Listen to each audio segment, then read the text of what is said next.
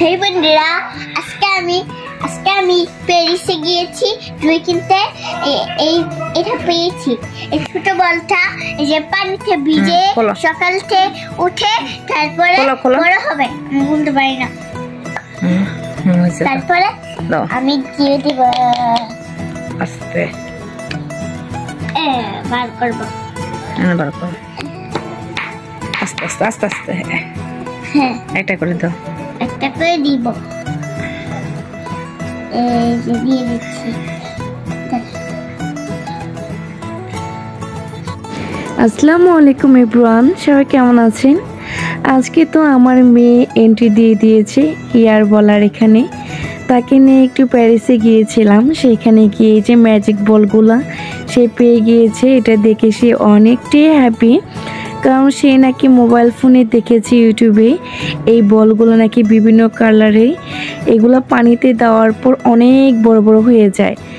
আজকে তাকে দিতে হলো, কিছু করার নাই, যেহেতু মেয়ের আবদার। আর এগুলো আমি অনেক ছোটোবেলাতে দেখেছিলাম। আসলে কালারফুল বলগুলো পানিতে দেওয়ার পরই খুব বড় হয়ে যায়, দেখতে স্টিল পাথরের মতো লাগে আর দেখতে খুবই সুন্দর লাগে।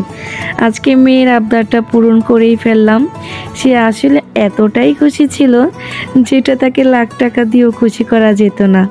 আসলে কিছু কিছু জিনিস মানুষকে অনেক হ্যাপি করে দেয়।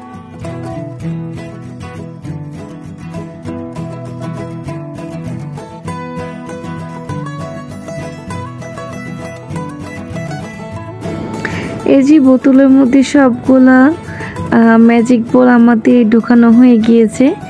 আর কালারগুলো দেখেন কি যে সুন্দর লাগছে।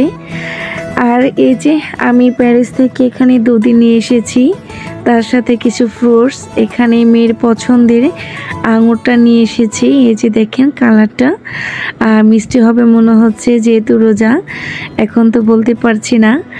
আর এই যে দেখেন সোনার হরিণ কলা।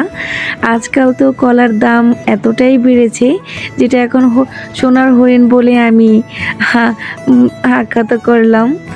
আর এখানে চিড়া নিয়ে এসেছি আজকে আসলে দই চিড়া খাবো চিন্তা করছিলাম।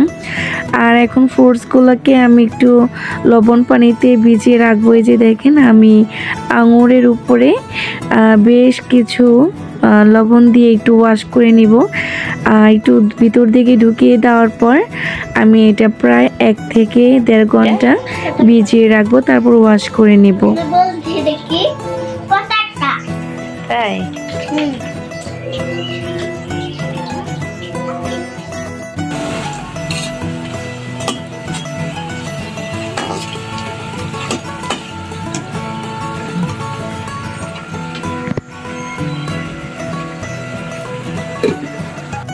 আজকে যেহেতু ইফতারের আইটেম হচ্ছে দই চিড়া, আর তার সাথে কিছু পেঁয়াজু বুট এগুলো ভাজা হচ্ছে।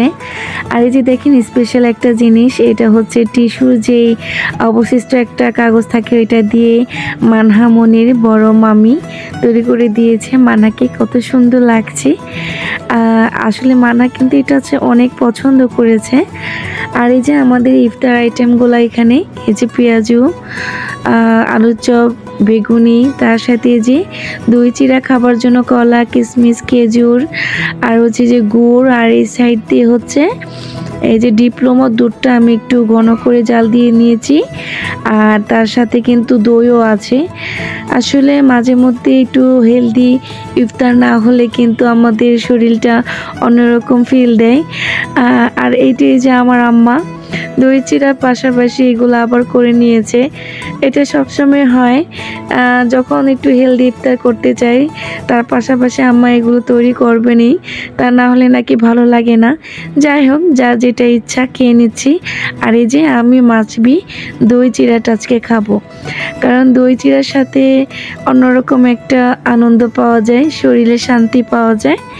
আর তাই যে আমি যা যা প্রয়োজন সব কিছু নিয়েছি আজকের ইফতারটা। আমি এই যে আমার ইফতারে দধি, কিশমিশ, তারপর হচ্ছে এখানে কলা, আর তার সাথে হচ্ছে চিড়া আর হচ্ছে এখানে খেজুরটা নিয়ে নিয়েছি। আজকে আমার ইফতার হচ্ছে দই চিড়া। আসলে আপনারা মাঝে মধ্যে এটা ট্রাই করতে পারেন, এটা টেস্ট কিন্তু মন্দ নয়, খেতে কিন্তু খুবই টেস্টফুল, আমার কাছে তো খুবই ভালো লাগে। তাই আজকে আমি ইফতারে এটাই খেয়েছি। আর হচ্ছে পাশে কিন্তু আম্মা এখানে আমাকে আলুর চপ, বেগুনি সব কিছু দিয়েছেন, বাট আমি এটাই তৃপ্তি অনুসারে অনেকটাই খেয়েছি। আমার কাছে খুবই ভালো লাগে। আশা করি আজকের ব্লগটি আপনাদের কাছে ভালো লেগেছে। ভালো লাগলে অবশ্যই লাইক, কমেন্ট, শেয়ার করে যাবেন। আল্লাহ হাফেজ।